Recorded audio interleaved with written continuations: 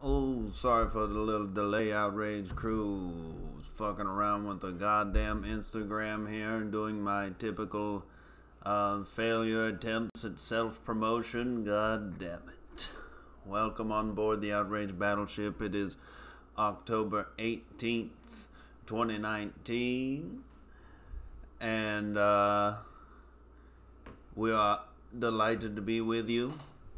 Alright, we got the lights a little lower tonight. We're not fully turned up. We got, Miss Heaven.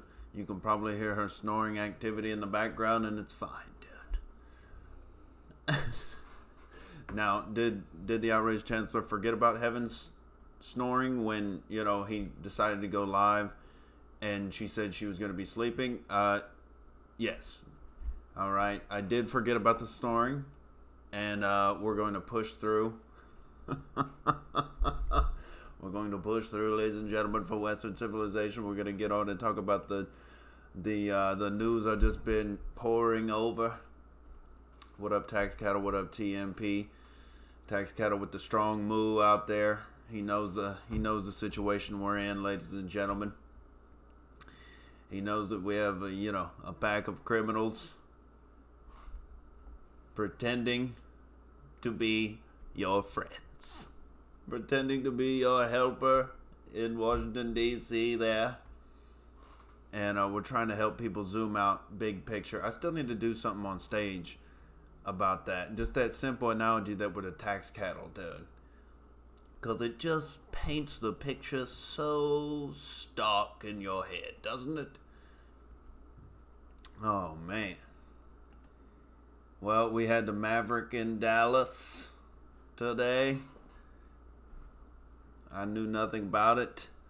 Alright, but I came home after long postmating, and then, apparently the loudest applause after announcing bringing home the troops from Syria. Oh. Unfortunately, we, just kind of moved around the troops there to Saudi Arabia. Can we actually bring them home? Can we actually, get past the military-industrial complex cretins, the deep state sneaks in there just scheming and scamming and plotting and,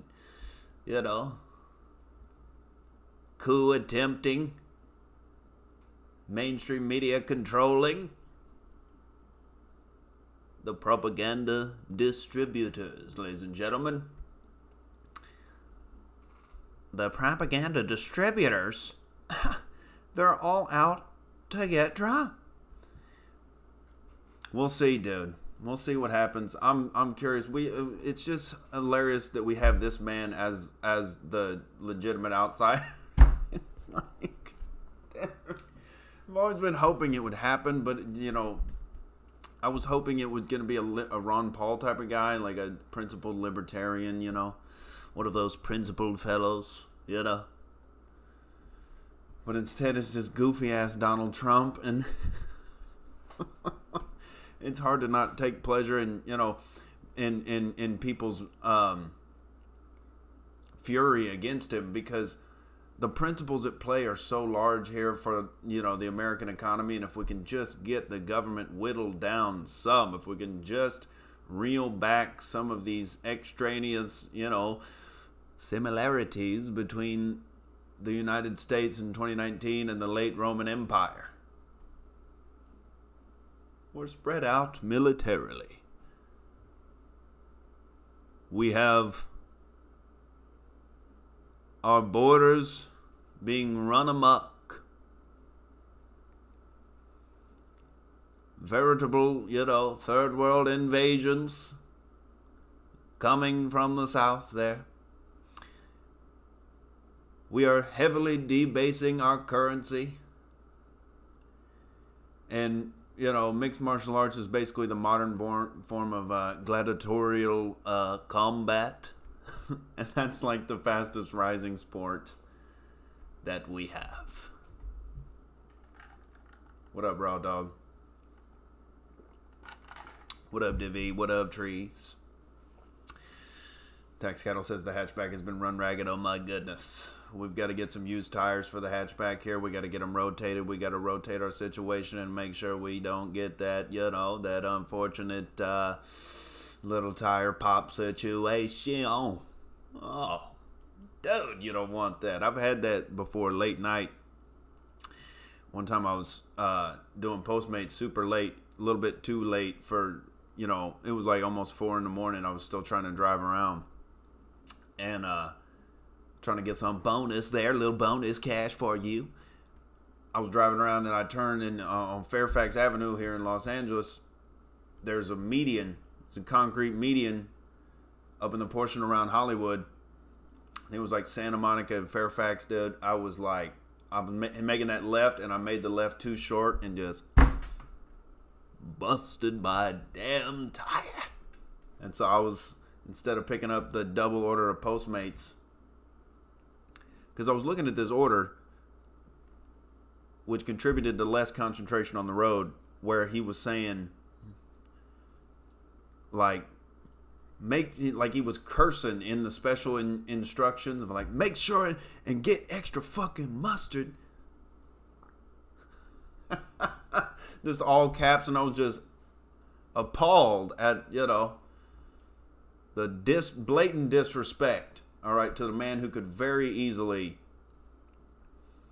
slip something in his food or at least grab a fry, dude. You know? To the guy who's delivering your sustenance, how you gonna be that disrespectful? Now, just because you're not in a restaurant doesn't mean I haven't worked in one. All right, you might catch that, you know, you might catch that revenge loogie right in the middle of your hoagie. You know, you might bite in. It might be, you know, I didn't get extra olive oil. What is this? You know, that's called revenge. But I was looking too closely at the goddamn text, laughing to myself, and then I, you know, ended up having to change my goddamn tire at 4 in the morning.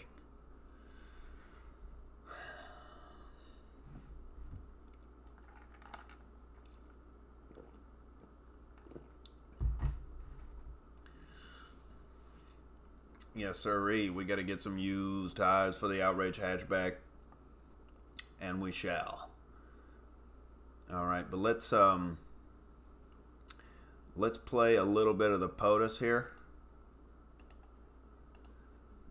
where he gets this ovation.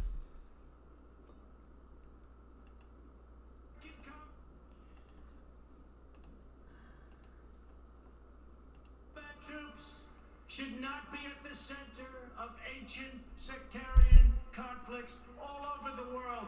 Bring our soldiers back home. Bring our soldiers back home.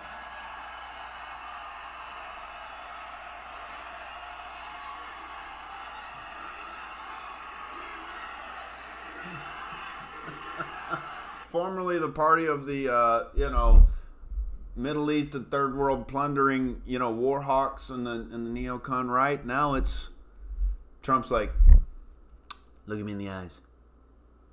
I am the Republican Party. It's that Trump party, dude. And it's very strange, and it's very, you know, this is the craziest time in America, but this is, you know, oh my God, this is America in 2019, dude. And, you know, I hope his actions start to match the goddamn rhetoric, but at least the rhetoric is happening. You know what I'm saying? At least we're getting that little rhetoric delectable right there.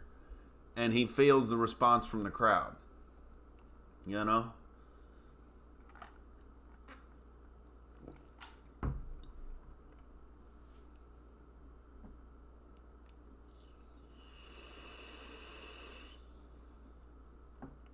David says, I thought libertarians like you don't care about immigration or borders.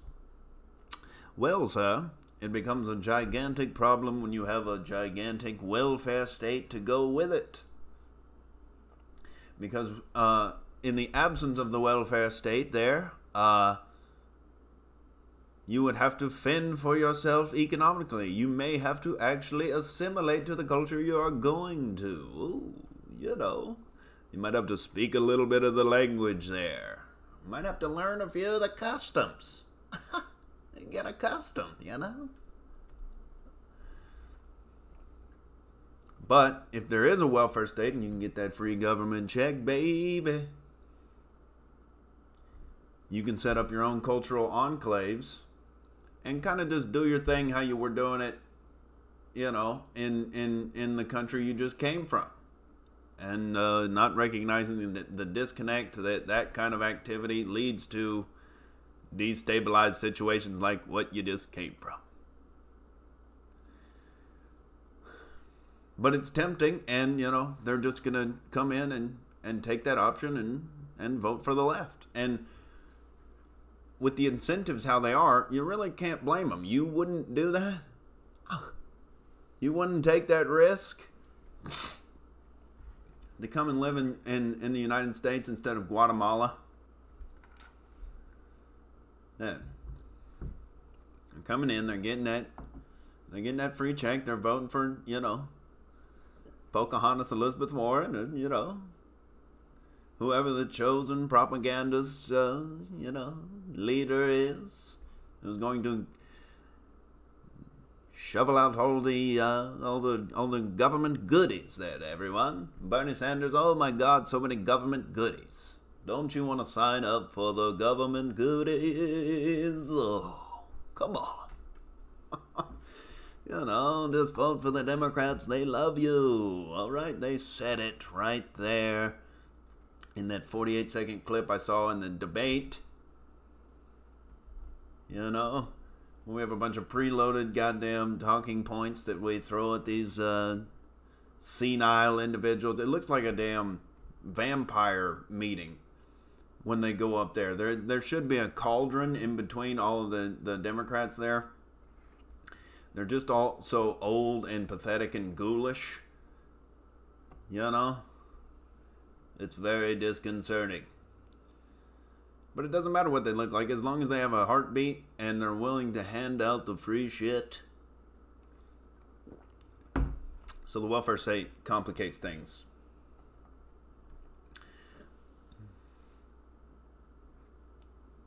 Oh, what up, Florida Stacker?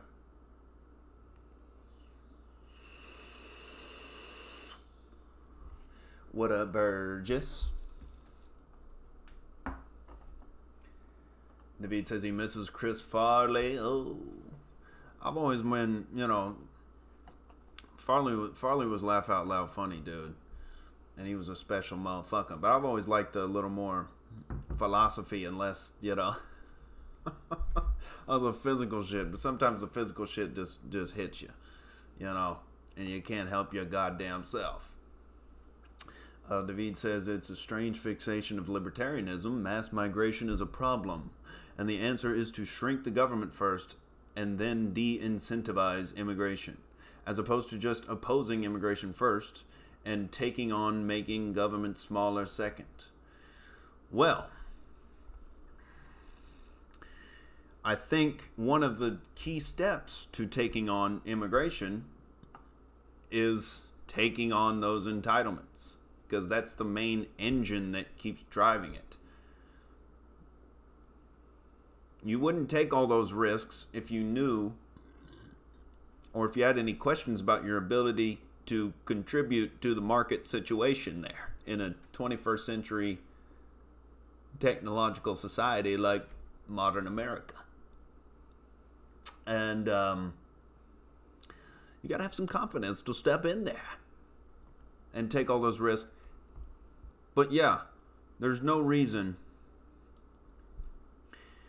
I mean, if you, and it's not gonna be definitely not gonna be an easy task to cut in any of the entitlements. You know, we haven't even reached the rhetoric stage with that one. We've already, you know, on the wall and bringing troops home. We're at the rhetoric threshold. Okay, it's being communicated and it's being, you know, approved of.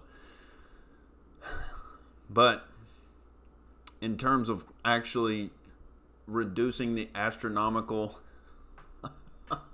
unfunded liabilities mountain. Oh, we're here at Mountain Unfunded Liabilities, ladies and gentlemen. I'm your tour guide, okay? We're going to go through all of the things in the future that you owe money for and your children owe too. And There's going to be lots of diabetes legs chopped off. I'm sure they're all going to appreciate it. All right. It's not their fault. You know, capitalism produced all this affordable food and they just couldn't help themselves. God damn it.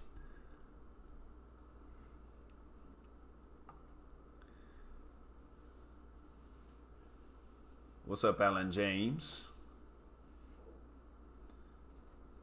He says, why is Nick talking like he's at 75% speed? Well, you can thank the goddamn Dutchie pin for that, sir. But we're getting into the thick of the arguments tonight. All right, we're getting into, we just played Mr. Maverick in Texas. We're going to get to Alex Jones, dude. Alex Jones never fails to make me laugh. Oh my God, this armored truck, dude. Burgess says their stupid little plan of moving aliens to the U.S. will only end in failure. This isn't a movie. I'll send everyone back. Oh my God, Burgess seems like he's summoning a spirit there. Conjuring. He's got the Ouija board out. He's got the goat's blood. He's ready. He is ready, ladies and gentlemen. David says, yeah, corporations, i.e. the private sector, is hugely responsible, along with the government. Yeah, well, they work in coordinates, don't they? Raw Dog says, Nick, we got a war to win, and immigration ain't it. Well, it's a war of ideas. I think you're right. But, for the ideas of small government and individual freedom and free market capitalism to prevail, they can't get demographically replaced there. So we want to de-incentivize that process as much as possible.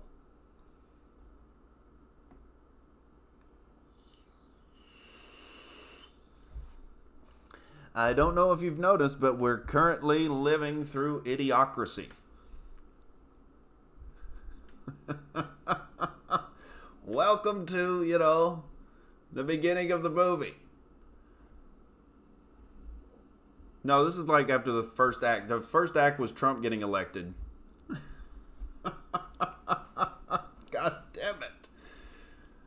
Oh. We hope we can reverse the goddamn trends that the welfare state sets up with its perverse incentive structure. It's not good to incentivize, low achieving people for whatever reason. And to de-incentivize high achieving people. Doesn't look good for the, for the future makeup, all right, for the, small government leanings, for the damn, resisting of tyranny and ideas like socialism,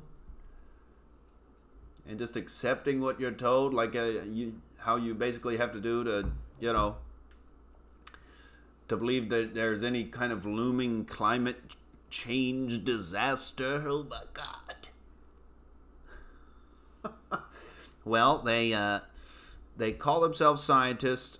I haven't exactly seen the science, okay, but they said they had computers that could predict the future. How they been doing predicting the future so far? Well, not saying I looked into it that clearly, because I'm not a scientist, I can't validate predictions on my own. I have no consciousness of my own. I just defer to Bill Nye, because he calls himself a scientist. And, computers cannot predict the future, ladies and gentlemen. If they could, these people who created the computers would not be using them for this climate change horseshit that they continue to get wrong, dude. If you had a computer that could predict the future, fuck the climate, I'm getting into stocks. All right, and I'm getting a yacht. And I'm getting a Wi-Fi antenna. And I'm heading out to sea. and I'm looking at the next day's stock charts, and I'm tripling my money every goddamn day. I'll be flying Instagram models out there, you know, for the big pimpin' Jay-Z parties, the champagne popping, you know, pouring it over the twerking women. Everybody's having a great time, dude. And I say, oh, it looks like Apple stock's going down tomorrow. You know what that means, ladies. And they all in unison say, we're selling it short, you know. And then I'm going to look to intercept whatever, you know, modern version of Barry Seal CIA drug dealing they have. I'm going to try to flag that plane down. Look that dude in the eyes and be like, what are you paying? What are they paying you? Huh? I'll triple it. You know, we're getting them goddamn shipments on that intercept, on that damn, you know, on that Deion Sanders.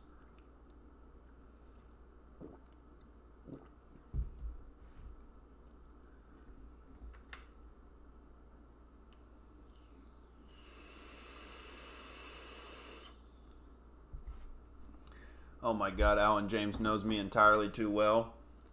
He knows I'm stoned, so he says, Nick, careful you don't slip and bang your head on that sharp corner of the counter. God damn it. This is what happens when you, you know, when you let people know where your weak points are. God damn it. Because I said that on a podcast that, like, I imagine, like, horrible physical things happening to me whenever I get stoned, dude. But, you know, I'm only a wee bit stoned on the indica. Oh, yes, we just enough to settle into the arguments and really point out the criminals that are fucking everything up for us Americans. Fucking it up for the Irish. Fucking it up for everybody. We don't want to be in the EU. We want Brexit. We want a wall. It's a Western civilization supporting Irishmen. TMP says, fuck, it's cold here tonight. 34 degrees. God damn. Didn't TMP say he was either in the Carolinas or he was down there in Florida, somewhere in that southeast there, if I remember correctly. Dude, it was windy as fuck out in LA once the sun went down. Oh my God, there was debris everywhere. Oh, the Outrage hatchback tires, dude. They made it through, though.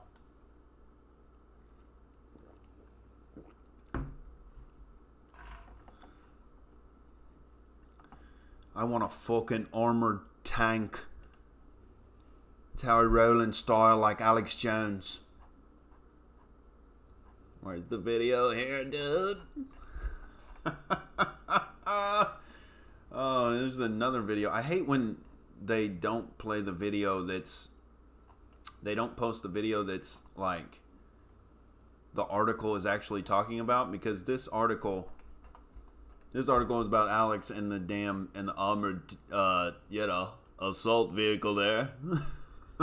Well, we don't know if it's just an armored vehicle. All right, no assaults were committed. But yeah, that's how Alex Jones rides through. I think it was in Dallas. He wasn't taking any chances like JFK. Okay, good God. All right, I'm trying to find a good video here. Let's just go down to the Twitter.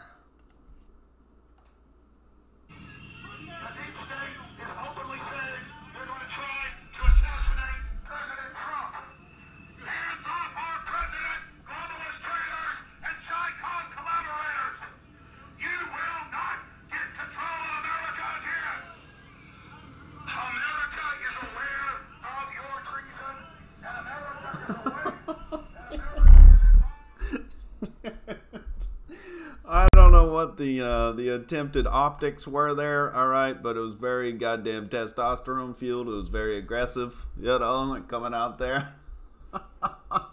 Oh man, what better way to exercise your self-defense than rolling around in a goddamn for audio listeners, it's a big, like, giant black armored like almost Hummer looking thing, and it's got a little perch in the top where Alex is popping out with his goddamn megaphone. And this seems like looks like a Jamaican dude who you know, he's down for the fight against the deep state criminals. All right, he's down with the self-defense right there.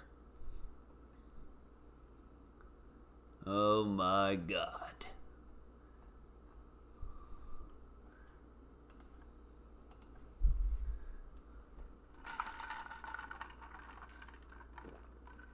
Dude, that was so fucking official, that goddamn truck. Oh, getting out there, you know, in the most threatening form of peaceful assembly I think I've ever seen. Oh, fuck, dude.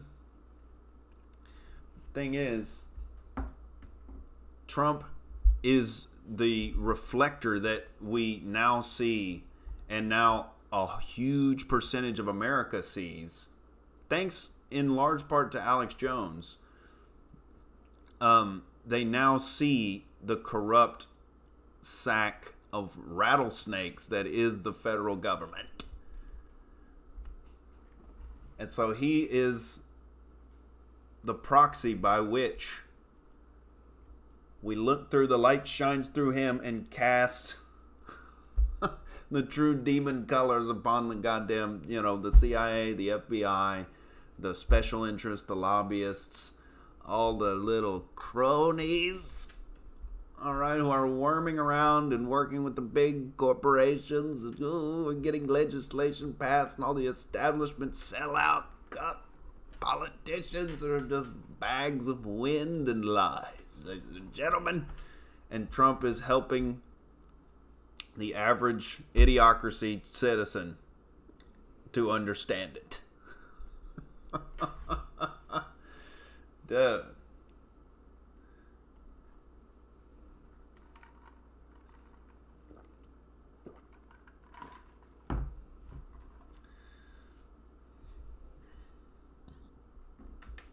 What up, Sweet Chin? What's happening?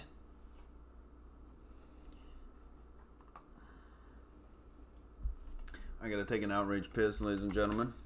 We're putting back large amounts of water. We getting hydrated tonight.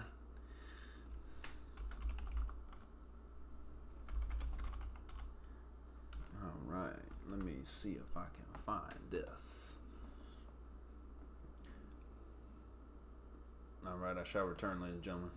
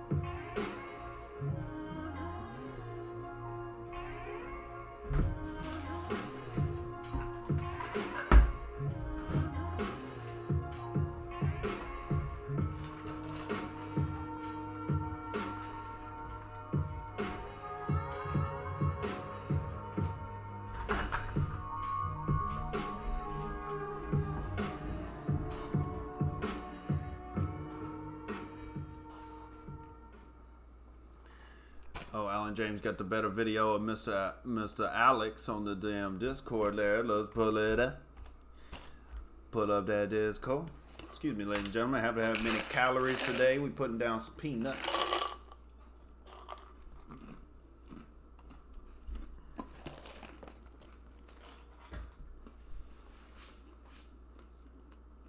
Oh, we're on that peanut living out here. You'll know when you gotta save that moolah. Oh, here we go.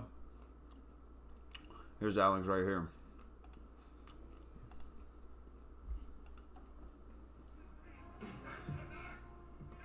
Excuse me. Still had the damn away music on. All right. Yes! America is awake. Yes! The deep state is not going to assassinate our president. Yes! 56 years ago here in Dallas. And the deep state and their attempt to censor the American people. And the deep state attempt to silence patriots. Dude, that is that is such a good stunt. As it looks so threatening, but all he's got is the goddamn megaphone. Yeah, we're just here, you know, warning that somebody might do some violence. That's against us. All right, that's why we're heavily goddamn armored, you know. Alex is that goddamn legend for Western civilization, dude. He's one of the reasons that Trump got elected.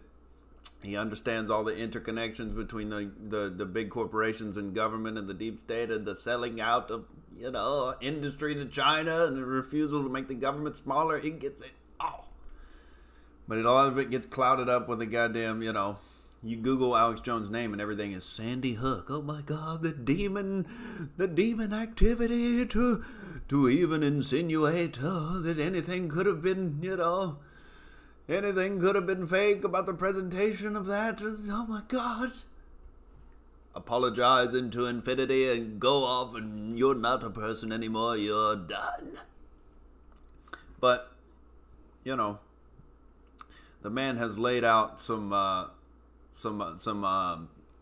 facts that have been made much clearer since Trump has taken office. And it's like, to call him a conspiracy theorist is, you know, it's fitting here in Dallas, all right, at the origin of the term conspiracy theory, where the government made it up to get you to stop, you know, looking into the crimes. Clear the streets. I got sidewalk, guys. America is coming back from the dead. The deep state is ultimately threatening to assassinate Trump. And the deep state is going to fail.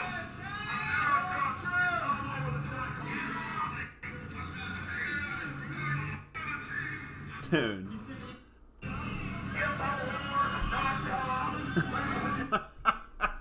Dude. Look at him out there stunting. America is back. America is back. And President Trump is stronger than ever, standing against the globalist traitors that have been trying to sell our nation out.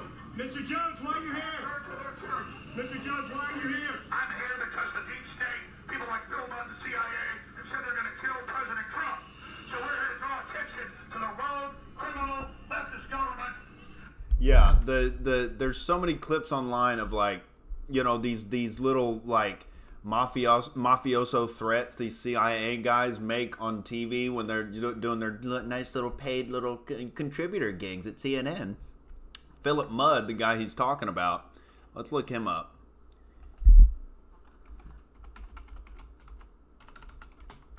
He was like, after Trump did something like tweeting about how corrupt the CIA was or something, you know, Philip Mudd, you got to be careful. All right, the intelligence agency is just going to take this guy out.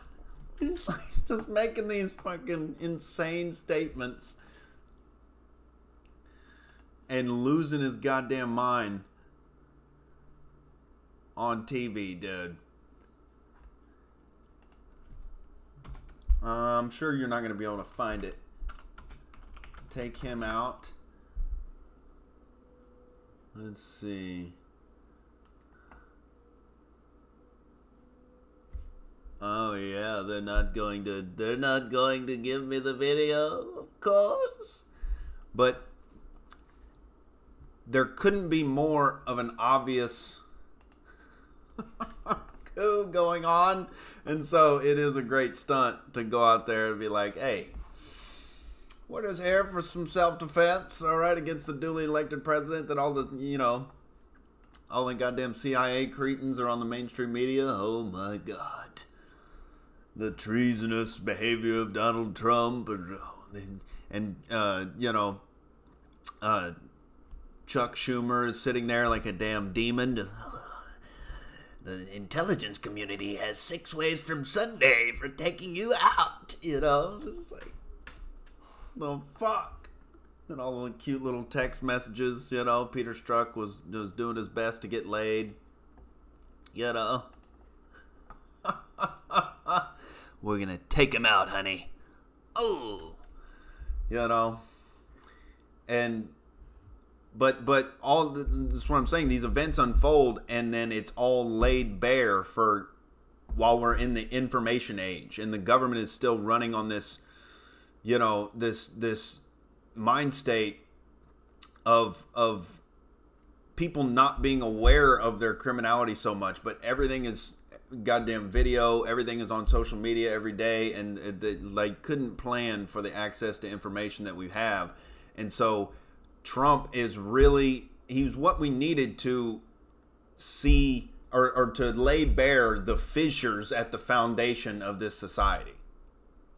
Oh, the fissures are being revealed, ladies and gentlemen, even to the average tax cattle there who's, sipping on their goddamn Mountain Dew and their hand in their pants and, they just playing fantasy football and, doing whatever they're doing, playing Fortnite and everything, dude. Even they get it now. Even the most, knuckle dragging, the low lifestyle individuals who don't even pay attention to politics. It's like, it's been made so clear. You just have to, the one thing that's keeping the propaganda going is the universities and the public schools. So that's another, leg of the beast that has to be tackled. All right. I would, I'm looking to have kids, and when I do, they will not go to public school. But that's the situation you have to, look for optimally. Because, goddamn, even if they got your kids for 7 hours a day in the goddamn colleges with the, the rampant cultural Marxist identity politics, hate yourself, hate your own culture, yes. And the government comes in and cleans it all up. When the tax cattle get too much freedom and they, they just start hating each other and committing hate crimes, mostly the white ones, and, and they do dirty, evil things like, electing a populist president and exposing the criminals in the, in the tax farmer house there. Or a bunch of tax cattle that are really skeptical about what's going on in that tax farmer house. I don't think they're looking out for the damn cattle.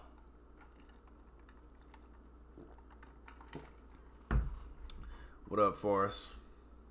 What up, Nicole Servant?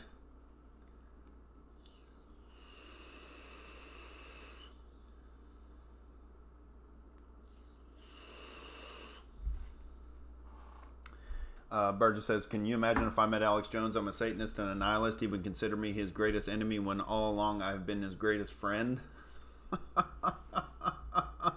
Well, Burgess has these weird labels that he throws on himself.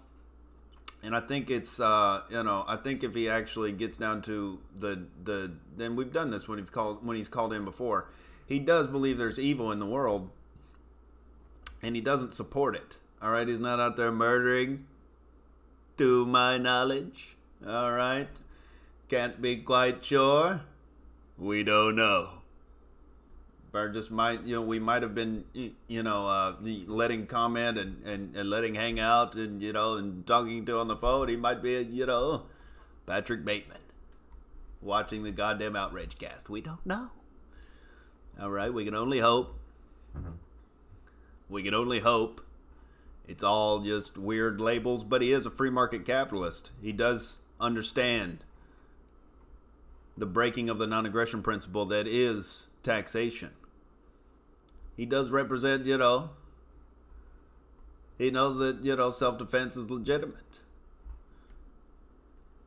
So I don't know what all this Satanism stuff is. It's, you know, and he doesn't seem like he's a nihilist either. He you know,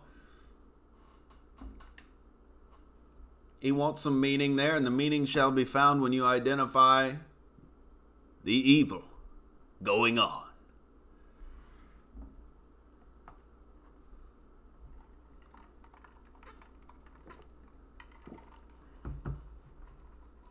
Forrest says, he's talking about Alex Jones.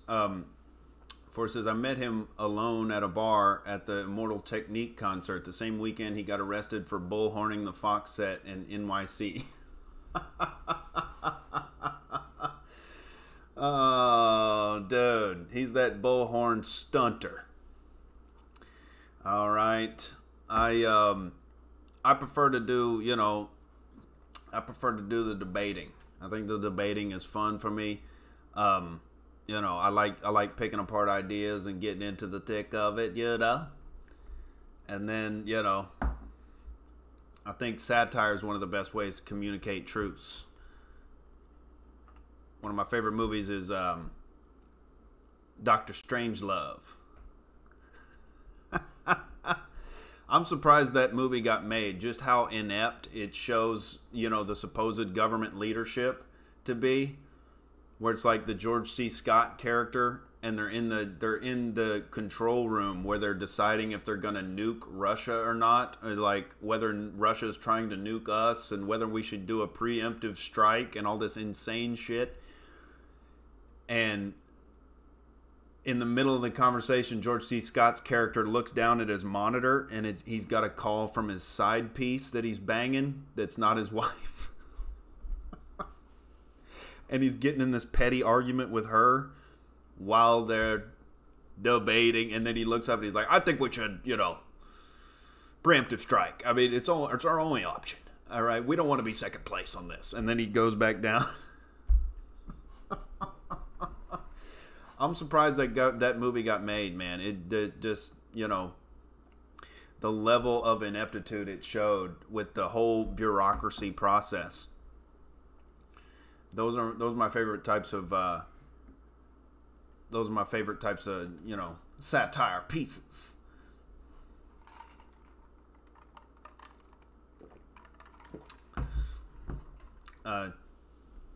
What did Burgess say?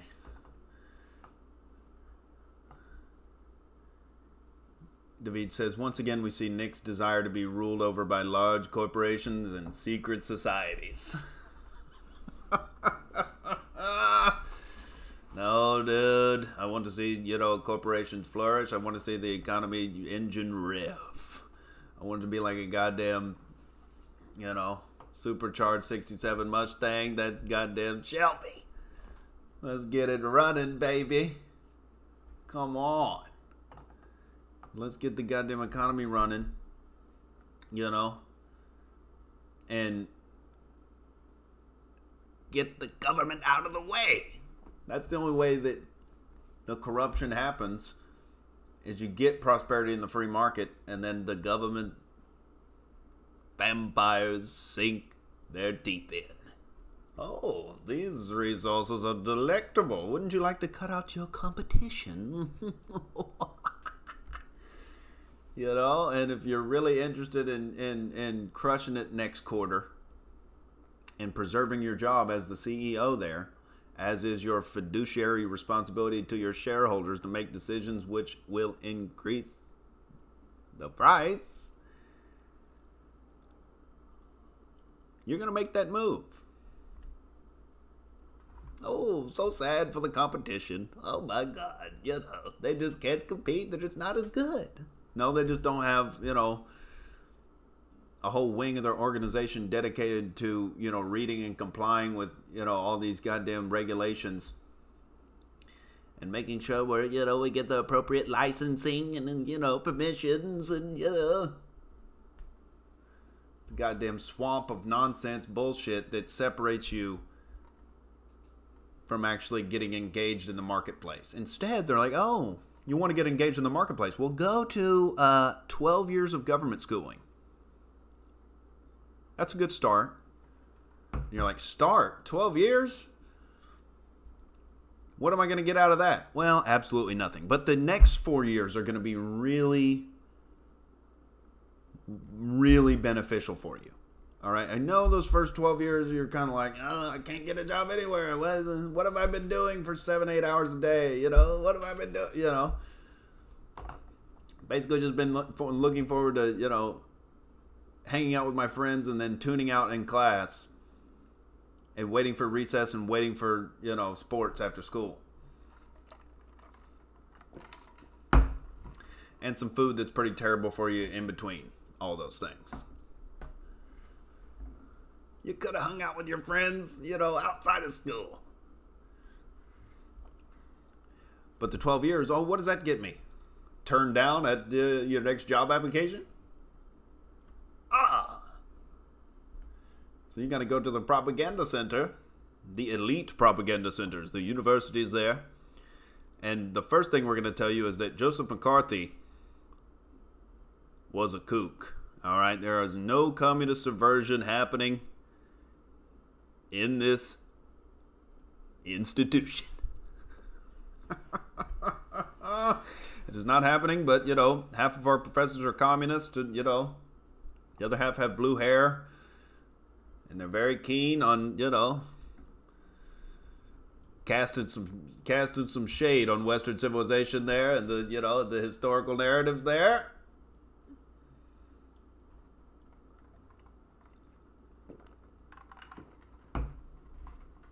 What up, Dot Connector?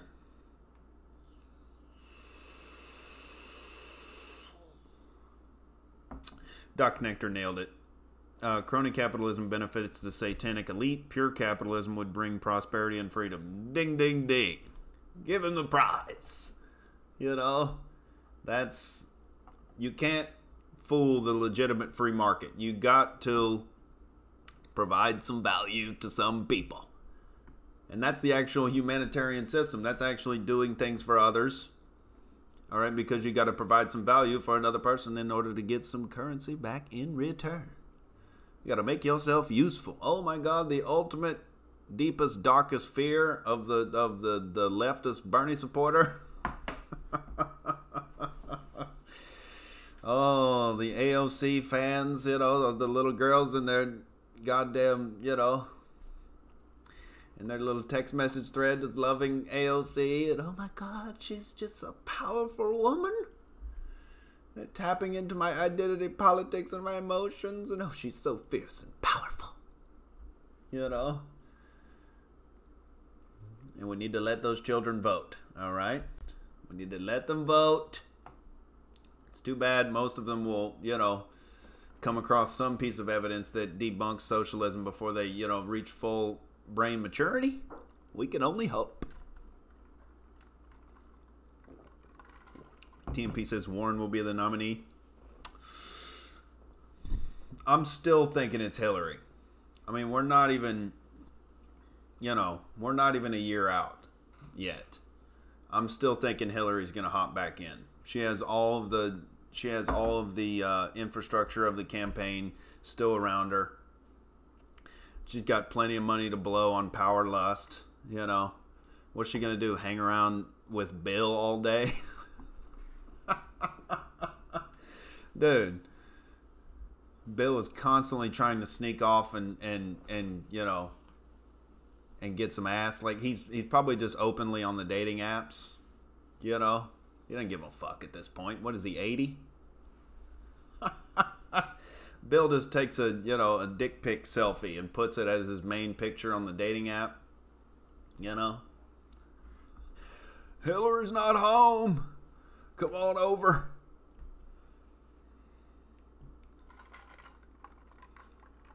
Bill wants her out of the house. You know? He doesn't want that crabapple waddling around talking shit about how, you know, she should have won and all the, you know, chip on her shoulder horse shit about, you know, the basket of deplorables. These fucking racists, they didn't like my vagina. Just foaming at the mouth, wishing for more power. That's not... Dude, Hillary's running again.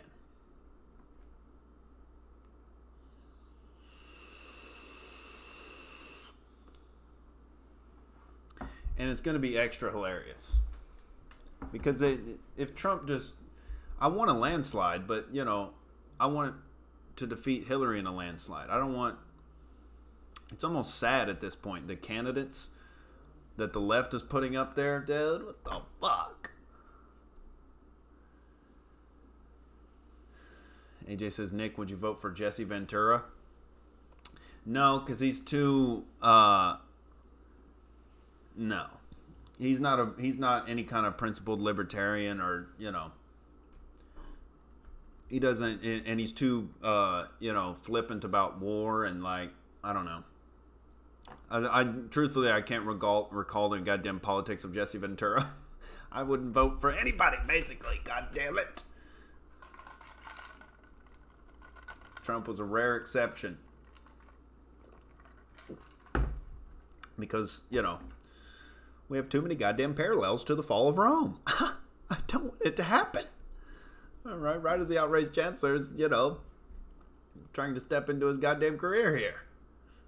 We can't have a goddamn economic collapse and the barbarians come across the border. No. Come on. We don't want that, guys. Let's bring the troops home. Stop spending so much money. Just a suggestion. Can I put it in the suggestion box? That's what I hate about depending on goddamn politicians. It's all just a suggestion box. God damn it. The main thing is we got to rouse the other tax cattle. The other tax cattle need a good rousing. But how do you get through to some of these people that are so goddamn knee deep in the propaganda that actually take CNN seriously? Like, oh my God, how do you even start? It's kind of like, you know, it's kind of like the Joker. A lot of these, you know, idiocracy type situations happen when, you know, children are raised terribly. And the welfare state has contributed to a lot of that. All right. And, you know, the people having to manage their access to information in the internet and, you know, the screen time and everything. It's a weird time for human development. As much information as we have, the traditional institutions of, you know, government school and, you know, government funded university, it's still drawing in so many people that's like, oh, this is the path. You know, the baby boomer parents are like, this is better than what I did. And it's like, you know, it seems like a good idea, but it's like, dude, we are just furthering the march toward, you know, the collapse of the American empire. I don't even want to say it. I don't even want to speak it.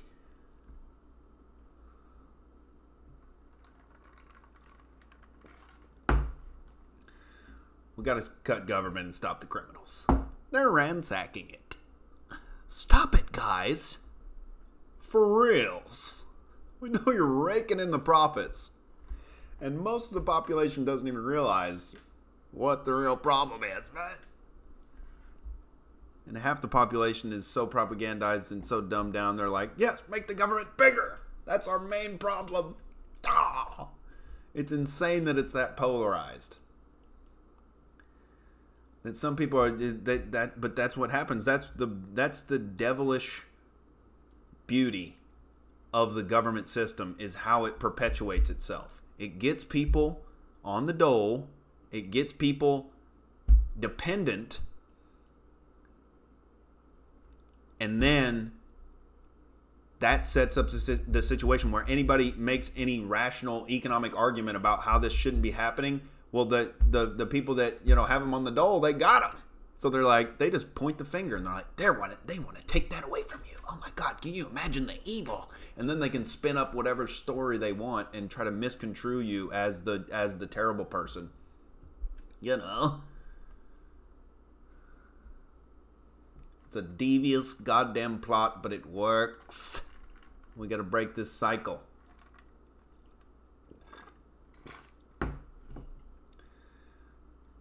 Thankfully, Trump has shown a light on the corrupt-ass media and the corrupt-ass intelligence agencies. I can't believe anybody, like, one of the biggest revelations that nobody wanted to talk about, like nobody wants to continue to talk about, we just kind of put up with it, is the whole NSA thing. Oh yeah, we're just collecting your data. Oh yeah. We're watching. You know, if we need to dig up anything, I mean, you know. It's one thing for the outraged chancellor who records, you know, himself live on the internet, but, you know, for other individuals, it's just like, what the fuck? It's about the power disparity of it, and people are always like, oh, if you don't do anything bad, what do you have to worry about? There's a person spying on you. And you're like, I'm not doing anything bad. Well, they are. All right? It's not the goddamn point, you knuckle dragger.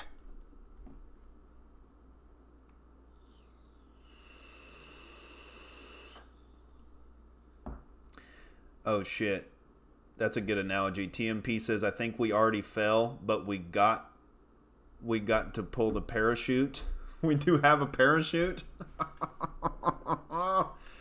Oh my God. It's called, you know, electing Donald Trump and hoping shit works out. And you know, keep your goddamn self-defense weapons out there. David says, Nick, you should kidnap Bobby Lee and force him on your podcast. I don't know if that would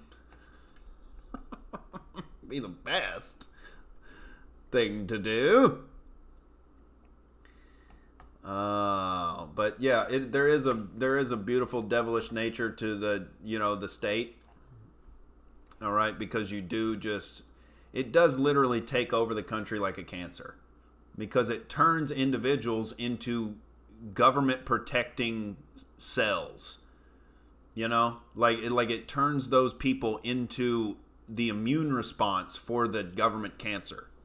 Like, once they get you taking government money, once they get you on that leash, and it's like so retarded that everybody praises democracy like it's this big, you know, bastion of everything good. And it's like, if the people can't even, you're expecting people to vote objectively when they're getting handouts from the government? Are they going to vote and be like, I've had enough? That's enough. I've lifted myself up by my bootstraps and, you know, I'm done with this whole taking government money thing. Or are they going to vote to keep the gravy train rolling? What do you think? I got to get some more water here.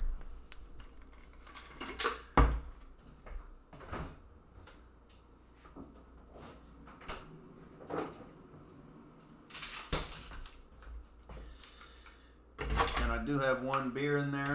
I might tap into that beer, ladies and gentlemen. Yeah, let me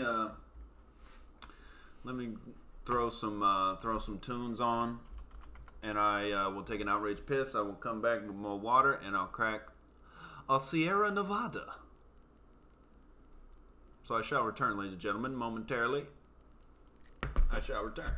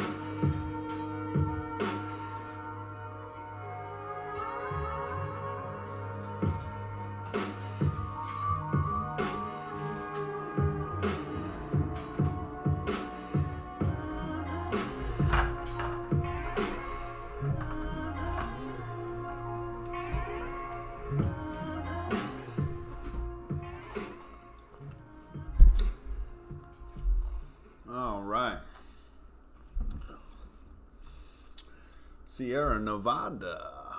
There it is, ladies and gentlemen.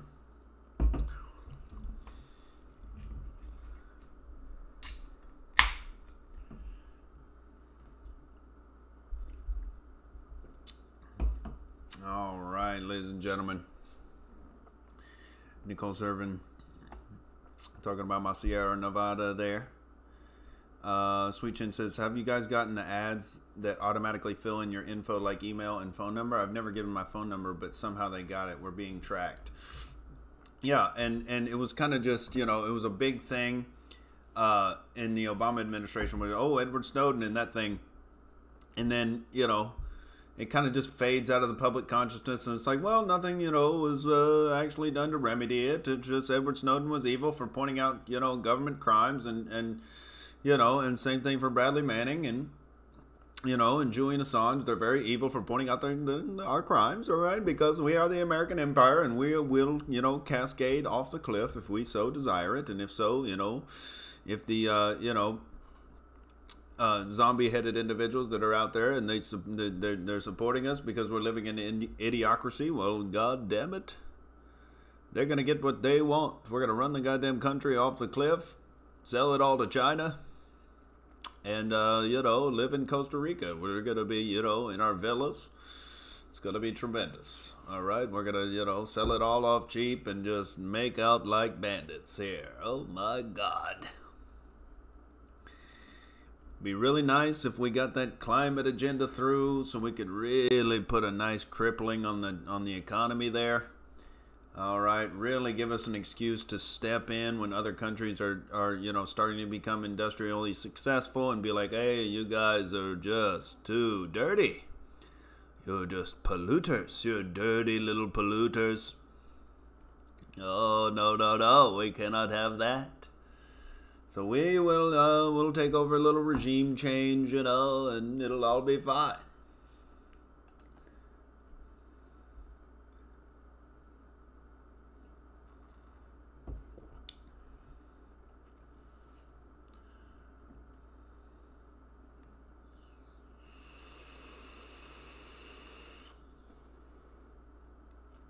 Burgess is a phony Satanist.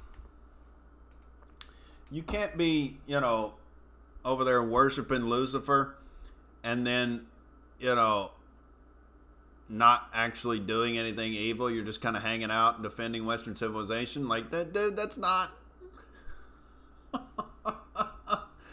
That's not what team you're on. I think you just think it sounds cool. All right, you're the type of dude who enjoys his individual freedom. You like to get out there in the great outdoors there with your long flowing bass player hair and your collection of exactly the same tank tops with exactly the same armpit stains in them that you know you wear, and you get out there and, dude, you rock out. You know? Your actions don't match up with the ideology of Satanism. Come on, dude.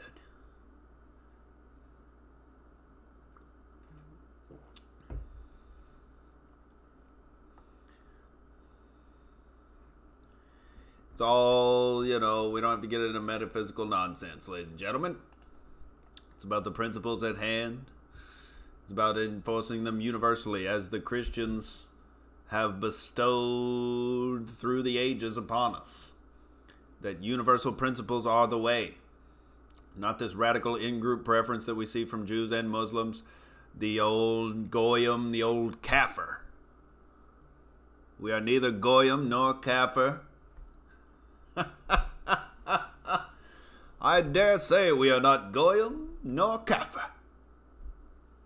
We are individuals with universal principles. Ooh. And that was a goddamn chill sent up the spine of, you know, the planet. All right, and swift government, possibly Jewish action was taken to end that. And Christians then took up the fight against atheists,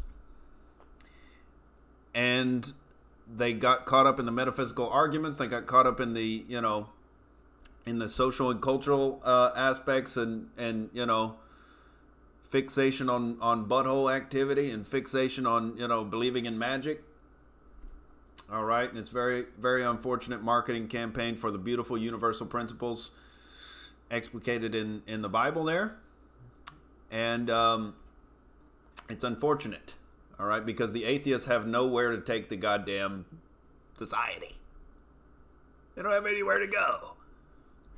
You just end up, being a nihilist Satanist with a pit-stained tank top and bass player hair.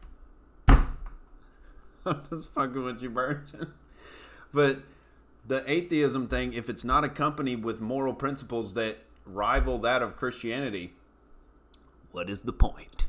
You're just justifying your psychotic do what thou wilt ideology, and you're conveniently sloughing off all of the responsibility that comes along with universal moral principles.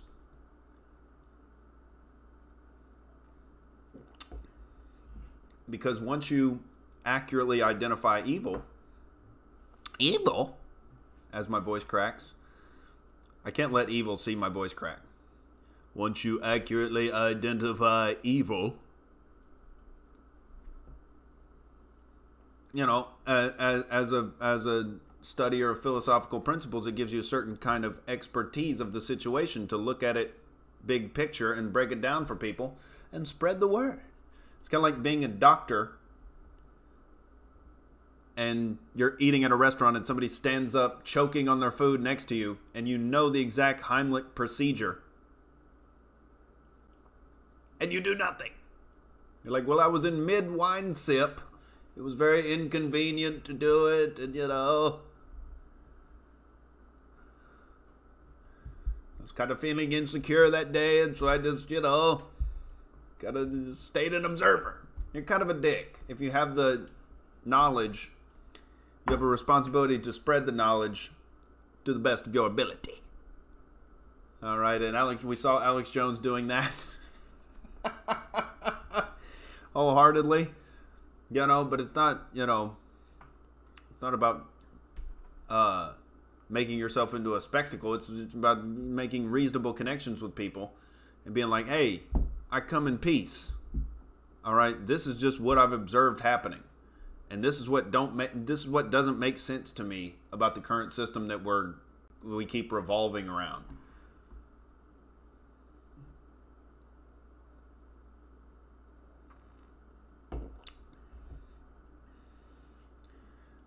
David says you just reject Jesus. No, I don't reject him as an individual. I reject, saying he was magic. But no, for all intensive purposes, by all accounts, he was a bad motherfucker with a lot of goddamn charisma, a lot of good ideas. The universal principles did. It is the goddamn foundation that has been rocked and slandered and slashed and, built upon by the goddamn tyrants who inevitably work their way into government. If you have an institution that collects its resources by force and that, you got the guns backing you up, inevitably, that situation is going to draw out the most psychopathic, megalomaniacal, narcissist individuals to go into that power and wield it. And so you can't let it happen. Thou shalt not steal. We're not kafir, we're not goyim, we're not citizens, we're not tax cattle. We're individuals. That is the empirical reality.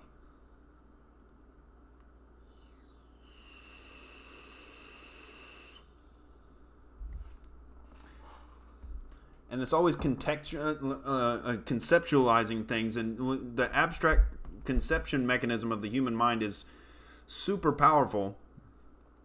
But at times it can trip you up and you get lost in concepts and you end up justifying things that have no basis in empirical reality. Like if you believe in the magic tales of either, Satanism or, paranormal ghosts or, all this shit that can't be empirically verified with any of our instruments, if you believe there's a sky daddy,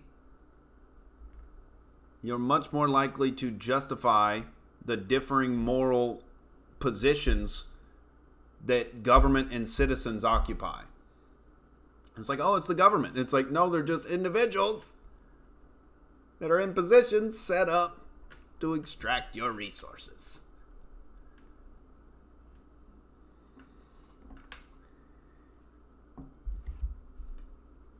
And so to get too lost up in concepts, that's why the saying goes, you're too far in the forest to see the trees.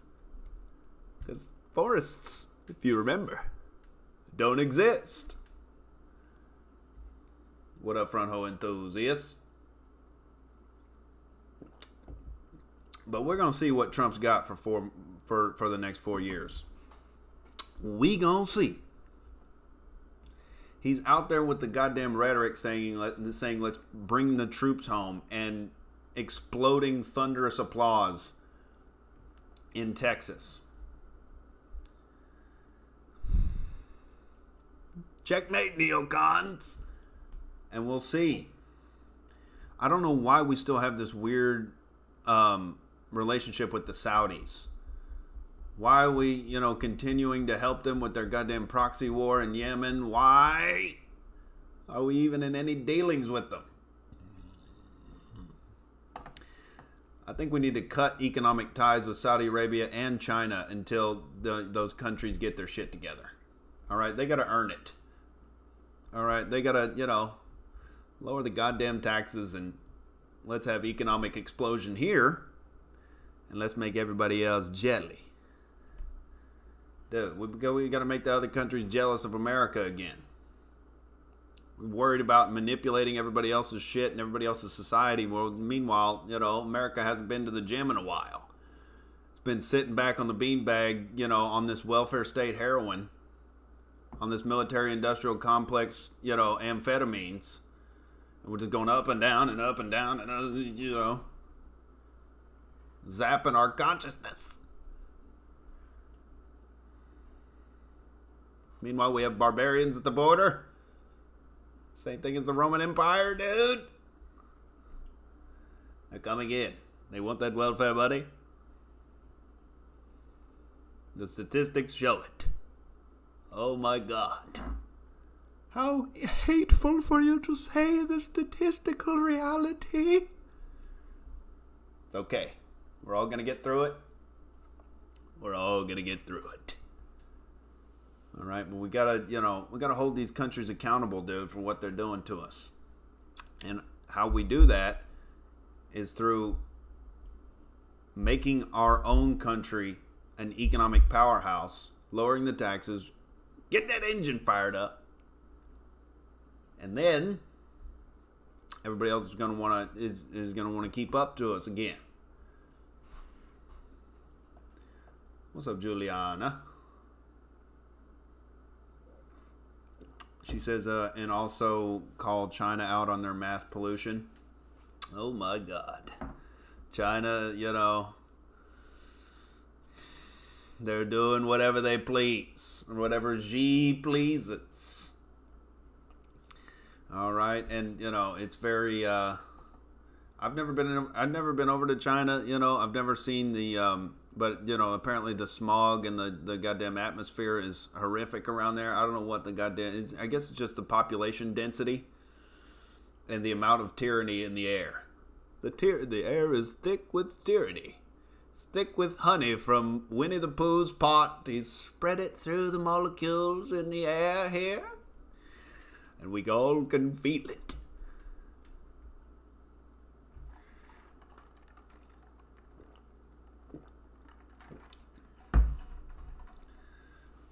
Alan James says, sup, Juliana, thanks for those pics. How dare you? Juliana did send me some pictures today. It was of the new house. All right. Outrage family back home. They're moving to, you know, just outside of Tulsa. All right. A cool little goddamn domicile they just picked up.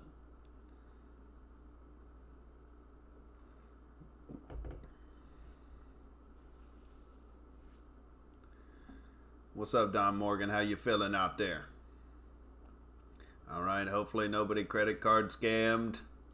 Hopefully Don Morgan is taking the route of, you know, the free market capitalist meritocracy. All right. Hopefully he's not goddamn scheming and scamming. All right. We're trying to get him off of the Bernie train. You don't need free pussy, dude. Get out there and earn your own pussy.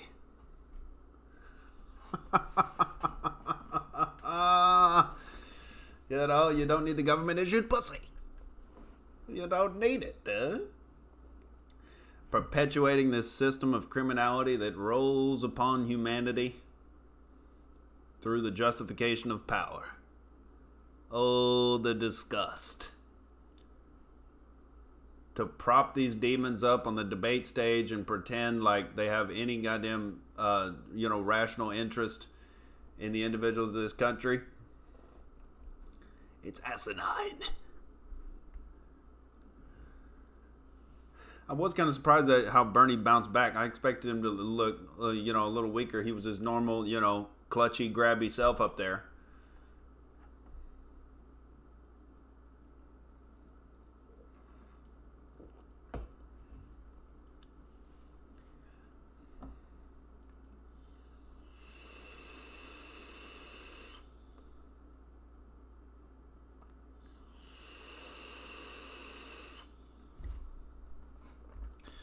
Don Morgan says, LMFAO, I made $2,000 before I even brushed my teeth. Nick, hit me up. We can get that rent paid. Dude.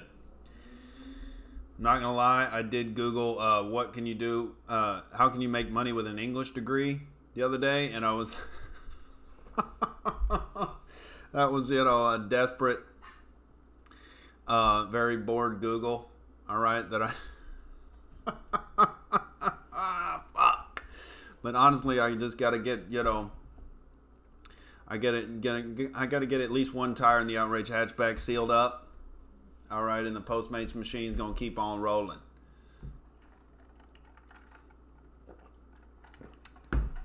The Outrage battleship is going to keep smooth sailing here. Laughing all the way at the goddamn grabby, clutchy criminals that are standing on stage and talking about dividing up the resources and the innards of the tax cattle. And, you know, the dumbed down, bought in tax cattle are sitting in the audience, you know, bleeding and encouraging and mooing and heeing and hawing. You know?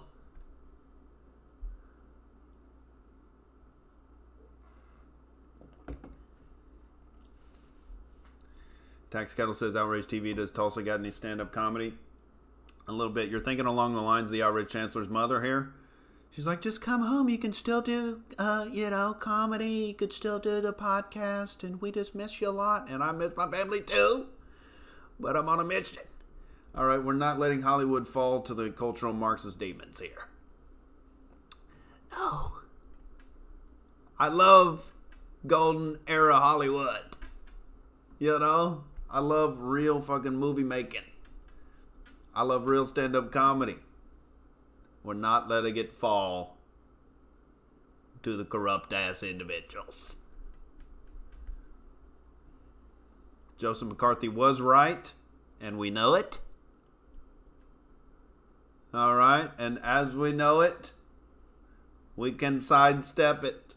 And we can point it out and we can laugh. Belly laughs on the Outrage cast, dude.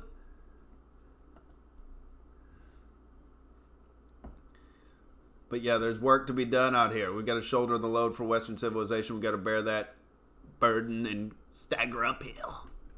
All right. We're going to make it happen out here, ladies and gentlemen.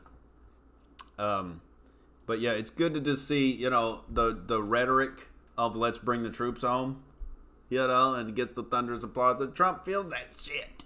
He knows what his base wants. And his base is directing him emotionally. He just got to get off his goddamn back foot.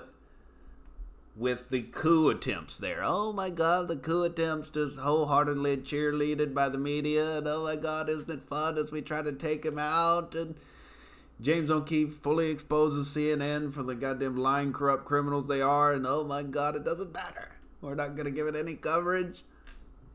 You know? James O'Keefe's doing the Lord's work out there. The undercover videos, dude.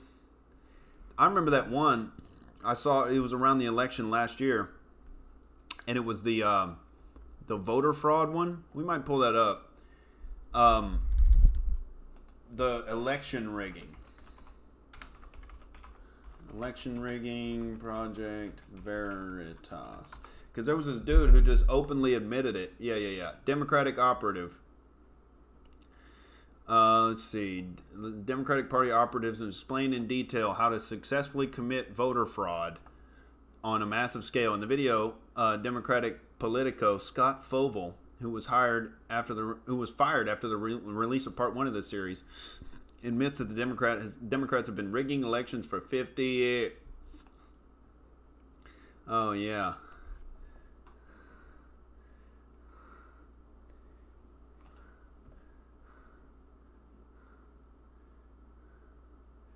Right here. However, other people can make things happen that you don't need to know about. We'll talk about lots of things that we don't talk about. You know what? We've been busting people in to deal with that fucking asshole for 50 years, and we're not gonna stop now. Dude, look at the chicken neck authoritarianism of this individual. Scott Fovel, deputy political director at People for the American Way. He says, you know what? We've been busting people in to deal with you fucking assholes for 50 years, and we're not going to stop now. Oh my God, the smoldering criminality. Just, dude, steam, authoritarian steam coming out of his ears. Oh my God. We've been dealing with you assholes by busing people in. Of course. Oh my God, the diabolical activity, dude. Of course. You can't convince the majority population of your agenda that it makes sense, that it has any, evidence whatsoever to support it. All right, if you cannot convince the public that it will benefit them to tax them at 70% and have all this free government shit, if you can't convince them that, well, we've got to get rid of them. Oh, yes, that's the entire, cultural Marxist fundamental assumption. Oh my God. Oh, it's so complex with postmodernism and intersectionality, and oh my God, you got to go back to the original text to really get a full grasp. Well, what? Give it to me in a nutshell. What does it really come down to? Straight white males are the problem. You could have just said, I'm opposite world Hitler.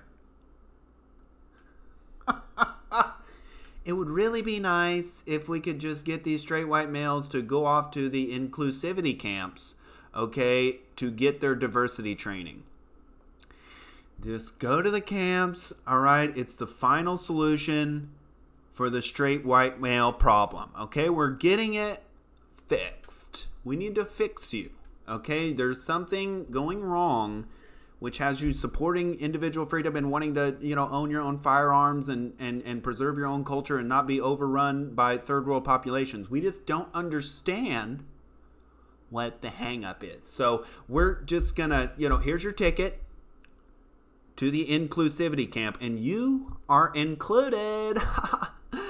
All right, get out there. Get in the train. God damn it. Joseph McCarthy was right, and it's fine, dude. Joseph McCarthy was right, and it's fine, dude. God damn it.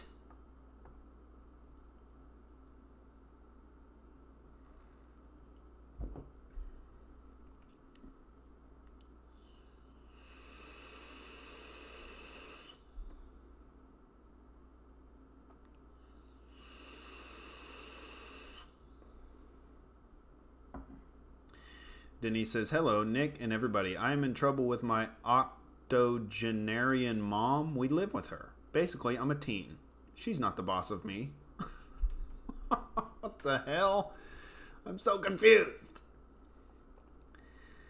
Don Morgan says, Nick, just because you feel insecure about being a straight white male, you don't need to smear the shit on everyone else, bro. Well, I never felt insecure as a straight white male until, all the psychotic leftists started pointing it out. All right? Until it became, the leftist agenda to say that I am somehow the problem for the achievements of my ancestors. It makes white privilege seem very weird when you use it as an insult. Of course, there's some measure of white privilege in America. It's a majority white country. Hey, for now at least. Majority white country. Nobody talks shit about China for there being Chinese privilege in China. It's mostly us. We kind of just set the shit up for us. Good luck figuring it out. We're rooting for you. And it makes the social justice warriors trying to turn it into this perverse insult where it's like, you have white privilege. Yeah. Basically, I just don't like you because you're white skinned. You have white privilege. Ugh. And it's like, oh, so you're saying your ancestors had a lot of rational self-interest. Ugh. What the fuck?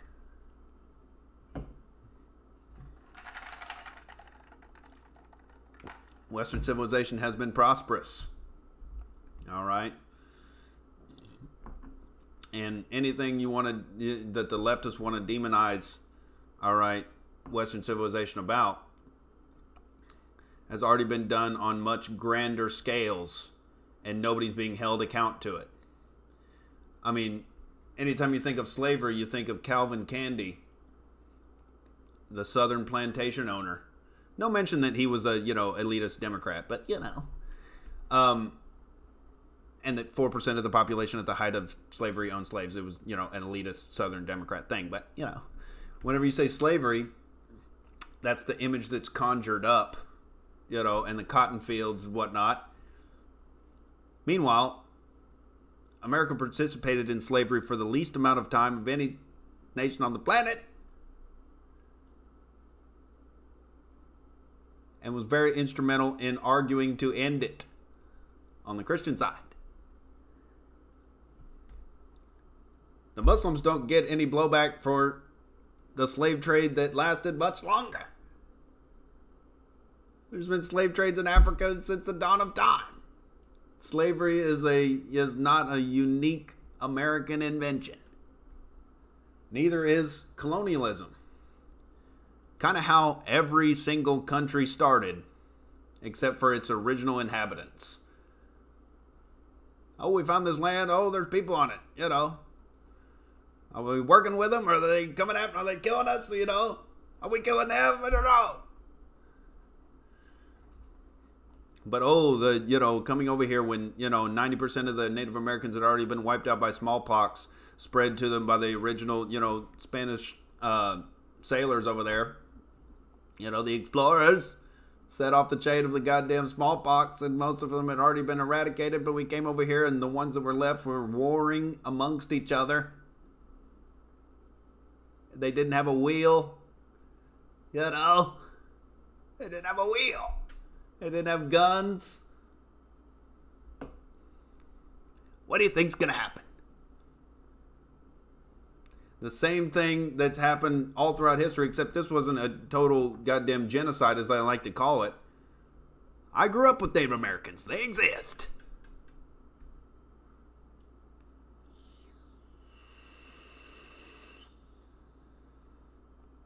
Dot Connector says, slavery never ended. It just changed from involuntary to voluntary in 1871. There you go. The mental slavery is how they carried it on. It's like, oh, the government's here to take care of you. They're going to keep you away from those evil bastards over there who hate you because of your skin color.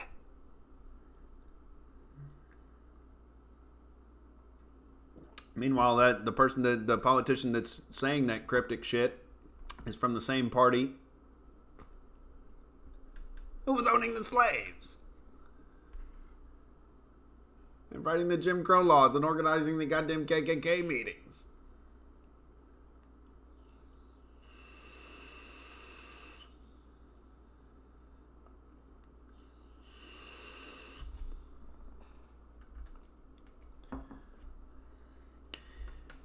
And nobody's saying these things aren't horrific and terrible in their own right. But the point is, the cultural Marxist agenda makes them uniquely horrific and terrible in history, instead of putting them in the proper context that a deep view of history gives you. And so comparatively, the universal ethic that Western civilization has provided and that has prevailed to produce the most wealth and innovation and prosperity in the history of the planet, that outweighs the bad shit that all the leftists want to harp on and tear the entire society down over. They're throwing the baby out with the bathwater.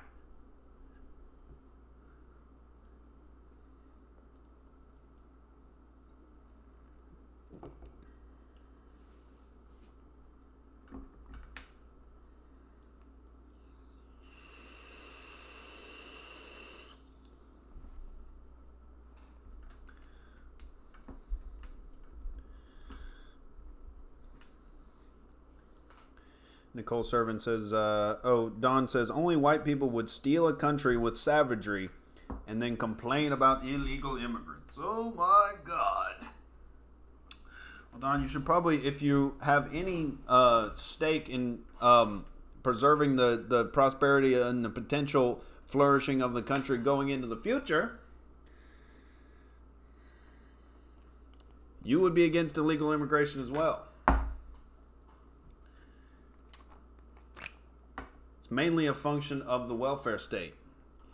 If we don't have the welfare state, I don't give a goddamn who comes across the border, because they're going to have to fend for themselves economically. All right, and that's a natural assimilation process that happens to the principles of the culture. And then we don't have a big leech class that's voting in the leftist government and continuing the economic slide into disaster.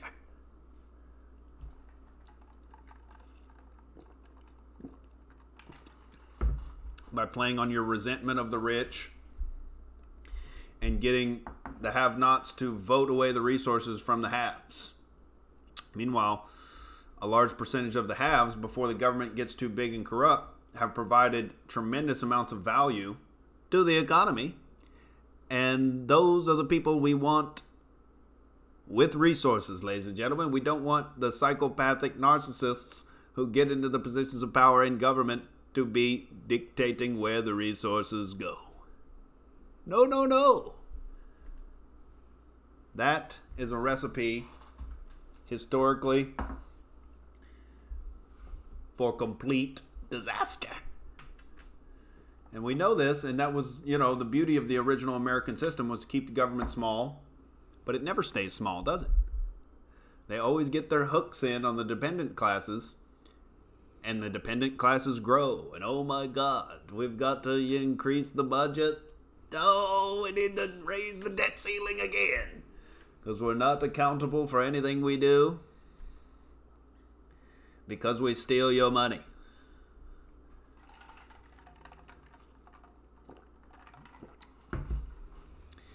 I mean, if that's why it's always going to be corrupt, is because the government's the only game in town. They monopolize themselves. If you had to go eat at a restaurant, you have to do business with the government. You have to pay your taxes. If you had to do business with another institution if you had no choice, if you had to eat at McDonald's every day for lunch.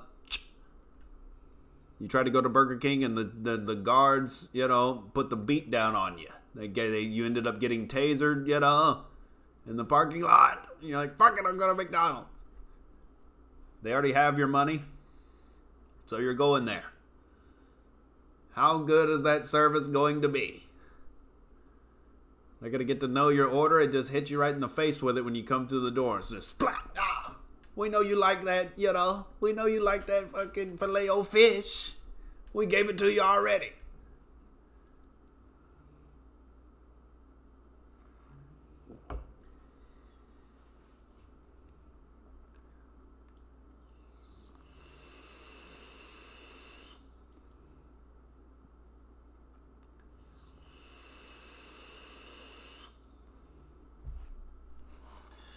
Don Morgan, again, getting caught up in the concepts here.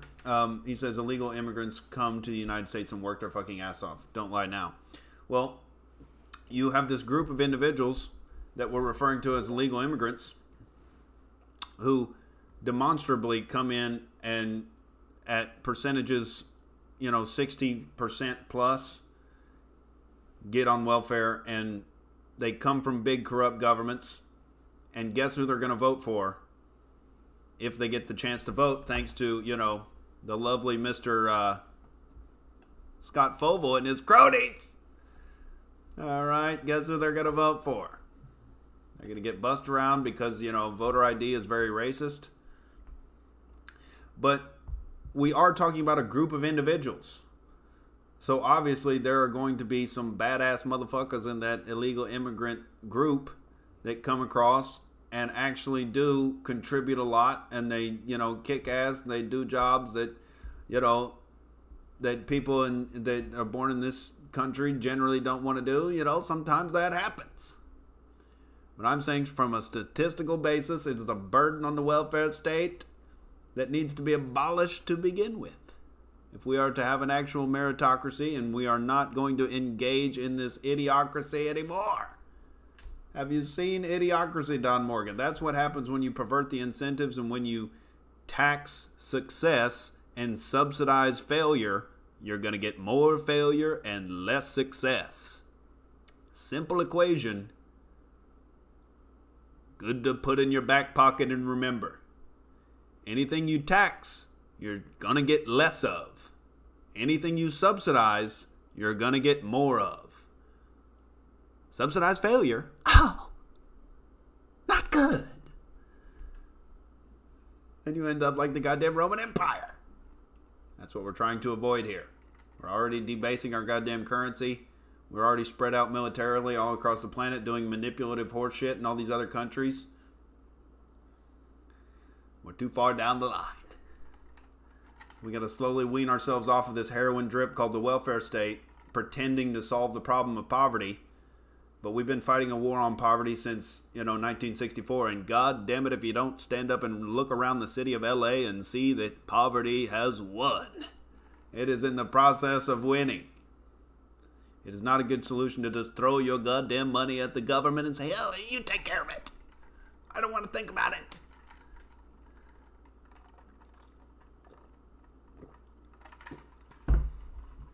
Well, if we got to keep our tax money that's extracted from us, we wouldn't have to work as many hours. We would have more leisure time. We would have, an excess amount of money and prosperity with which to spread the wealth to the rest of your tax cattle here. All right, and the tax cattle could support one another. That's the fundamental assumption that is verified through free market capitalist interactions, and the prosperity that we've had despite all the government wrench throwing and standing in the way and trying to prevent consenting individuals from making voluntary interactions in their own life. Despite all the government resistance, we're at this point. We have all this access to information. We have the internet. We have global communicative capacity. All right, and so it's time to identify the root of the problems. It's the whole differing moral systems thing. Everybody wants to complain about Muslims or Jews. Oh, they think we're goyim. They think we're, kafir. The government looks at you as an institution as a tax cattle. That's the dehumanization that we need to worry about. Not through racism or sexism and all this, infighting among the tax cattle. No. The most important thing is the government thinks of you as a tax cattle. And until we get that communicated and get this goddamn parasite whittled down off of our neck, we will not be able to make legitimate progress. We're still going to be fighting amongst ourselves based on identity groups and based on, our genitalia and our sexual activity. Because that's what the media hypes up all day to get you outraged. And that's why we make fun of the outrage here on the Outrage Cast. Because it pales in comparison to the real problem at hand. Your goddamn microaggressions don't mean anything when we have an economic collapse. Because the government tried to provide all your goddamn resources and you trusted them with your money. And they fucked you.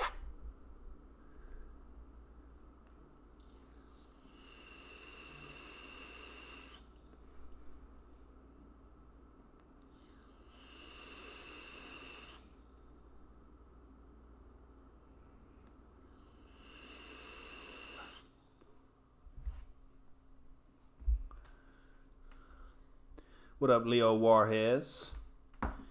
He says, AI will pick our crops. Fuck the illegals. Just one of the cancers America has to get rid of in order to survive. AI will pick our crops. Dude. All right. AI is, very goddamn unreliable. There's no such thing as artificial intelligence. All right. There's only, steadily increasing replications of human ability. But robots are never going to be able to think. All right? They're never going to be able to be creative. They're input and output. Whatever they're programmed to do, that's what's going to happen. There's no ghost in the machine.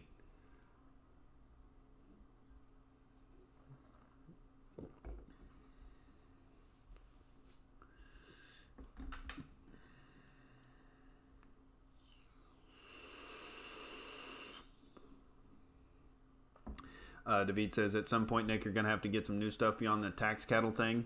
You can't possibly have this singular opinion about everything for your whole life. Don Morgan says, it's insane, David. David says, yeah, it's super myopic. It's super myopic of you to be, an abolitionist for slavery. Dude, why are you focusing on the slavery? I mean, we got to focus on the practical, capacity of our speed of cotton picking. And how can we manipulate it through the plantation owners, and how can we, protest the plantation owners and get them to treat their slaves better? Oh, you just gotta call them out for being evil.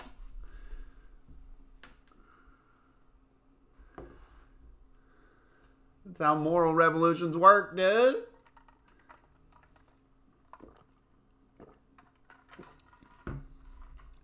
Rodog says, Nick, your family last name will change to Garcia in 20 years from now. Dude, it's not what's happening. All right. We need voter ID laws. God damn it.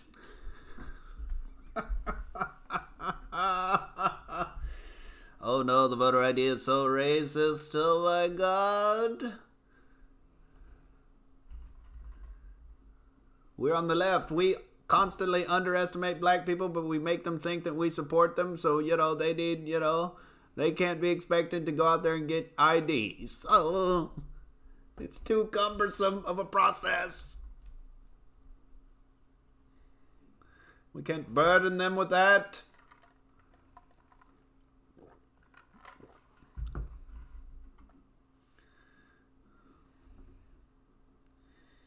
Leo Juarez says, never say never, Nick. That's what they said about flying and going to the moon or color television. Oh, of course. That's why we're continuing to sail here on the Outrage battleship. All right, because we know that the arguments are simple enough. We know that the general public can get it. They're already being shown behind the Wizard of Oz curtain, thanks to, you know, individuals like Alex Jones and Donald Trump, for all their goddamn flaws. They have revealed the criminal conspiracy that runs our goddamn government. And they've laid it plain for us to see.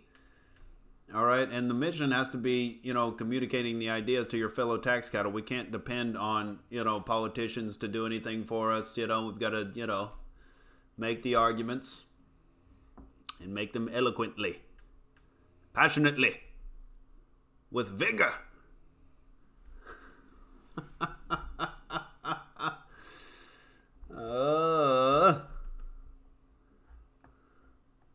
We got a video from Raw Dog here. Alan James approved. Let's see what happens.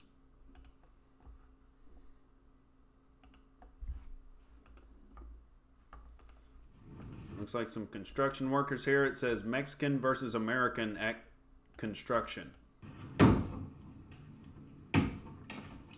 So white dude seems to be hammering at a goddamn block here. It's a 4-minute video.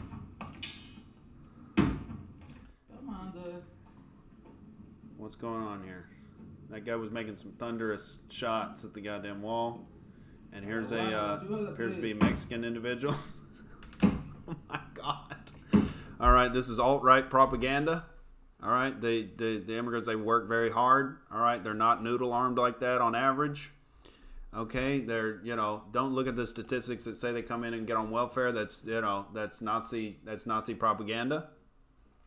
Don't listen to Alex Jones. He's a conspiracy theorist. That's the term that the CIA cooked up to, you know, cast shade on any legitimate investigation into the JFK assassination. And so we use that term. You know, we fulfill the destiny of those, you know, lovely CIA people who never lie to us, you know. And you know, they just engage in the MK Ultra behavior because it's good for you. All right. And we need to destabilize regimes overseas, and you know, we need to take over other tax cattle bases, and it's very, very important to the safety of you here in America. We're just defending you. All right? Pay no attention to the open borders.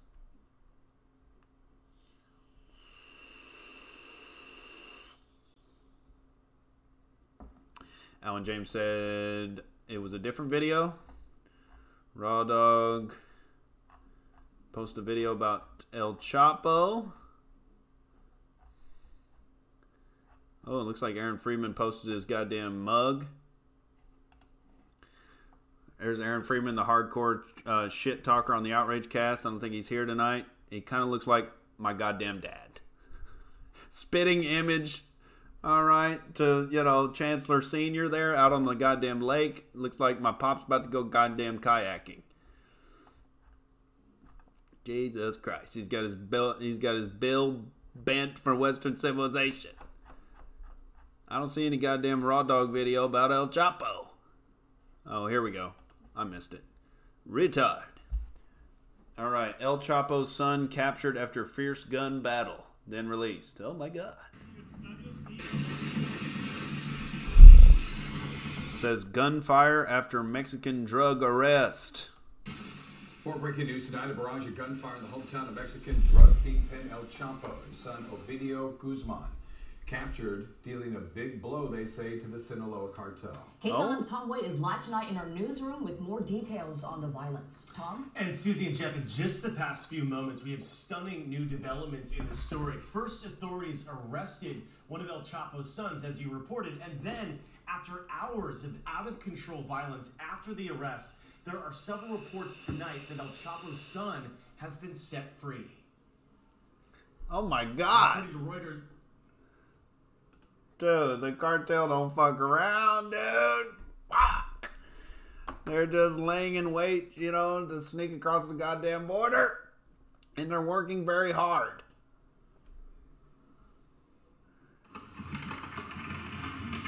gunfire and chaos. Videos posted on social media tonight from Culiacan show a city that looks and sounds like a war zone.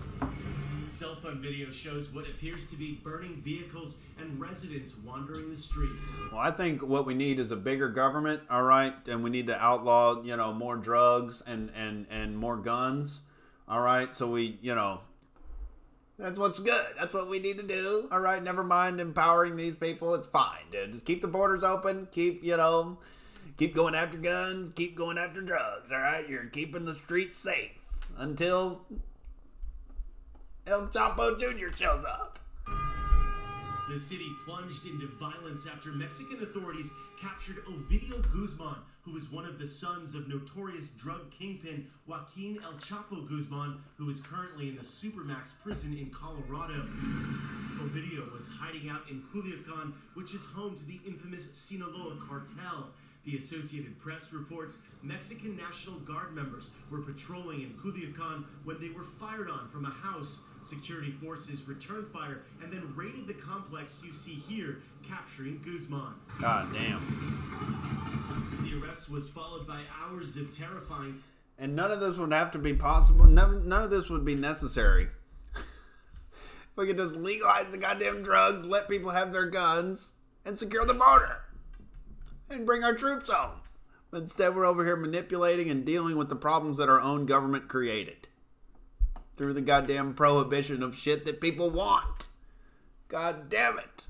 So we just empower these individuals to get on their goddamn, kingpin activity here and get all violent and scare everybody in Mexico and punk the goddamn policia off. They just punk them off, dude. Give it back to us.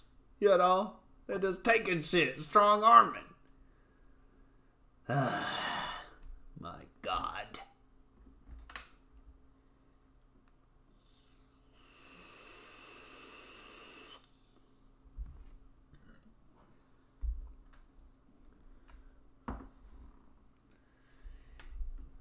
Yeah, dude.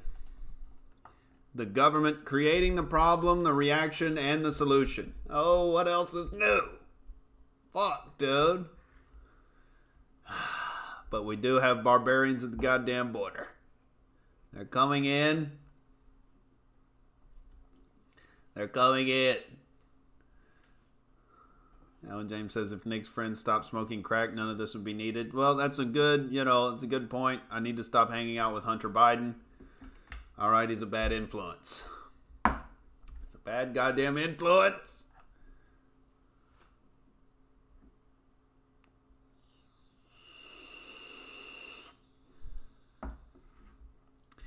Yeah, dude. Trump has the rhetoric correct for what we need to do. We'll see what the fuck happens in 4 years. The next 4 years are going to be, possibly explosive. Certainly divisive. All right? Because, if anybody still watches the legacy or media or any of its cultural offshoots. I wanted to pull up Rand Paul here. He got henpecked to death on the View. He was defending pulling the troops out of Syria. And these women are all like, oh, the Kurds. All right, let's play it real quick. We talked about his wanting... First of all, this hair, I don't know what the fuck is happening with Whoopi Goldberg and her goddamn, her pretend magic hair, dude. Looks like she's summoning up, spirits. Oh my God. She's got these white, look like dried up kind of dog turds on the lawn here that have been extended into a hairdo. All right. And oh my God. It just, I mean, oh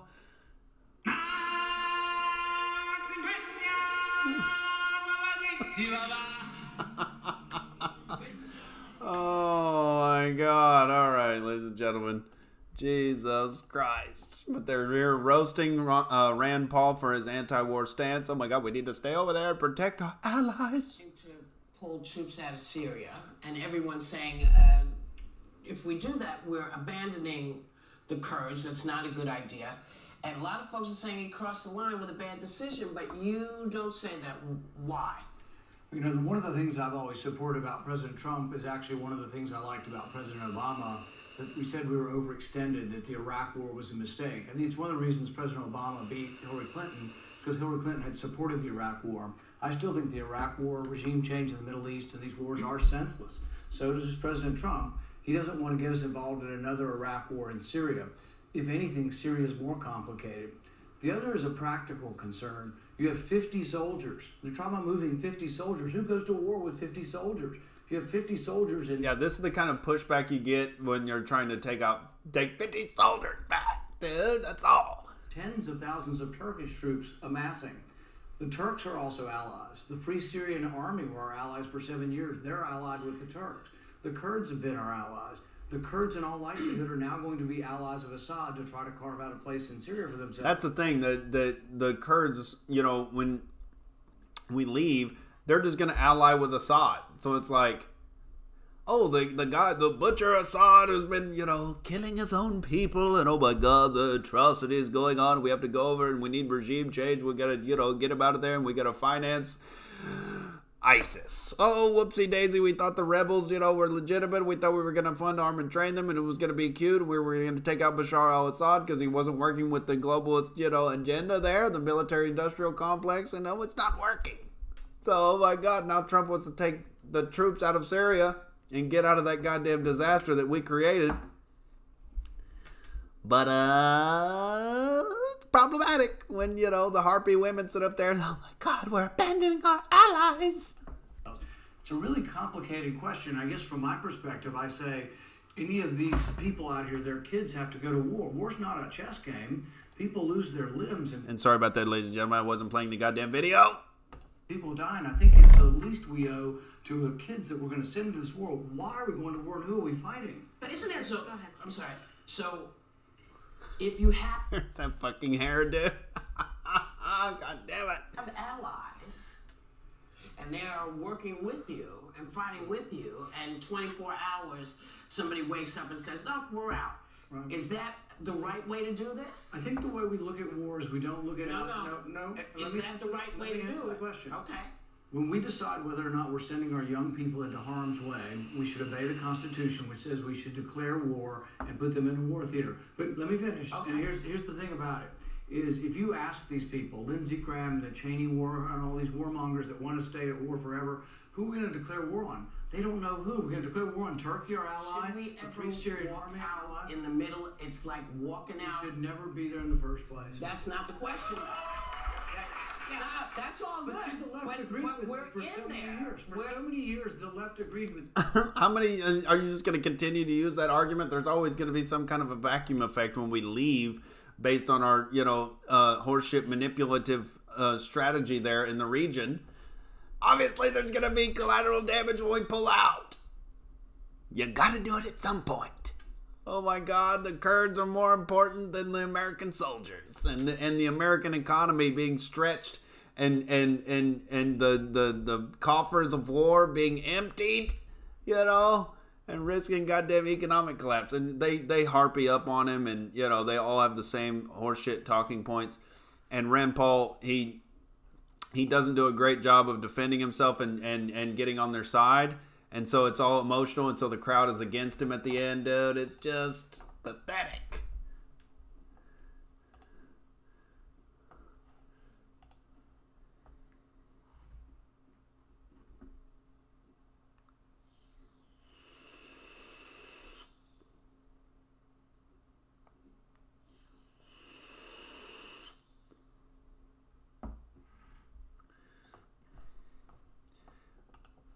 But that's the answer, ladies and gentlemen. And Trump got thunderous applause on stage for it in Dallas. All right, Alex Jones was out trolling. You know, he wasn't getting his dome, you know, shot off like JFK. He was in that armored vehicle. All right, out there flexing the self-defense. You know, Trump knows the direction that his base wants to go in. It's up to him to execute it. And goddamn it, we got to depend on politicians. Jesus Christ. Thankfully, he's not, you know, an establishment, you know, cretin. He's not one of the goddamn goblins in the swamp there. All right, and that's our one, you know, diamond in the rough that we've got going forward. But it has to be nurtured. We have to, you know, call out the crimes on you know, every side that we see them coming at him. And hopefully it'll buy us enough time to grow our way out of a potential, another economic collapse. All right. And, the Federal Reserve is a whole nother monster to deal with. Oh, my God. But the main fulcrum point is their power within the government and the big banks to continue to do their, shoddy practices, at whim. Whatever they want to do, dude. The subprime mortgages and anything and everything, or just face fucking the public. And continuing to do whatever we want because Obama let us off the hook because we financed his campaign. But Trump has hinged his credibility and his success on the improving economy. So the only way to validate that is to actually, make the economy function well for the average individual and get out there and create small businesses and entrepreneurship. And we need the goddamn taxes lower, and we need the government out of our way. That's the only way it's going to get done. And with the, getting out there and having chutzpah for Western civilization and getting your goddamn operation off the ground. And having some dragon energy about you and a little bit of chutzpah, a little bit of, go get it. That's what it's going to take to grow out of these, economic bubbles that we've set up for ourselves. The odds are stacked against us. The government is, got an army of propagandized minions voting for the wrong side. And it's tough to combat. All right? We mock, we laugh, we satirize. And we point out the crimes where we see them.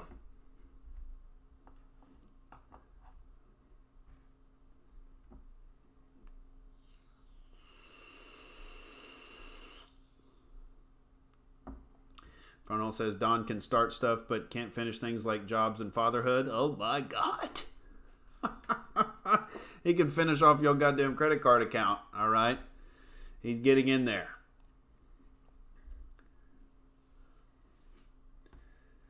But yeah, the outrage chancellor, he's got to get some rest for Western civilization. We didn't get on stage tonight, dude. We're so goddamn deep in the money hole. I got to get out there earlier tomorrow and get on the Postmate streets. All right, and we may have a free apartment. We may, be able to get loud and loose tomorrow night. All right, I love all you bad motherfuckers. PayPal.me/Outrage TV if you want to contribute to the Western Civilization Defense Fund. Keep me, if you want to see me at varied times in the day here, if you want, some more production value, if you want some, some time for the Outrage Chancellor to cook up some goddamn sketches here and give you some hot, fresh content, PayPal.me/Outrage TV is very helpful.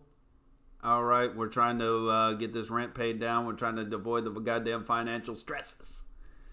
All right, we're, saying atheistic prayers for the tires on the Outrage hatchback, We're getting out there and making it happen. But hit that like button if you like what we're doing, ladies and gentlemen. Outrage Chancellor's got to get some rest. We shall return tomorrow night for Western civilization. I love all you bad motherfuckers. Have a beautiful night and the rest of your night and tomorrow as well. We'll see you tomorrow, ladies and gentlemen.